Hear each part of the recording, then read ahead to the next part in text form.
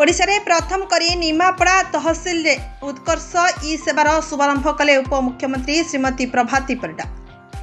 एही उत्कर्ष ई सेवा पोर्टाल माध्यम रे जनसाधारण विभिन्न प्रमाणपत्र आवेदन अभियोग करबा सह अभियोगर स्थिति जांच करि परिबे। उपमुख्यमंत्री प्रभाती परिडा उत्कर्ष निमापड़ा मंच रे करिथिबा घोषणा अनुसार आज निमापड़ा तहसिल रे उत्कर्ष ई सेवार शुभारंभ करिसेंती। स्टेट बैंक ऑफ इंडिया सहयोग रे आरंभ होइथिबा एही सेवार उपयोग करी जनसाधारण समस्त सेवा डिजिटल माध्यम रे पाई परिबे।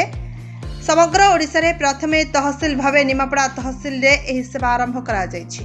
मैडम को धन्यवाद देबे। मैडम तांकर विजय शेड्यूल हमरो अनुरोध रक्षा करी आसिक उद्घाटन करिसेंती। ई जो राजस्व सेवा विभिन्न राजस्व सेवा अछि ताकू केमती आहुरी सहज रे सरल भाव रे लोकंक पाखरे पहुंचै परिबा सेइतमे हमरो निमापड़ा तहसीलदार उद्यम मैडम दिग्दर्शन आउ एसबीआई रो कोऑपरेशन जो यह संभव होइछि।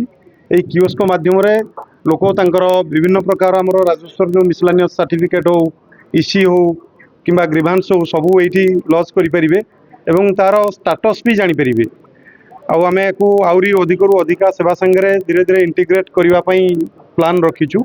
आउ आगामी दिन रे निश्चित भाव रे ताकू करिबु बोली भाबुछु। एटा पायलट बेसिस रे आमे एठी इनिशिएट करिछु मैडम को गाइडेंस रे।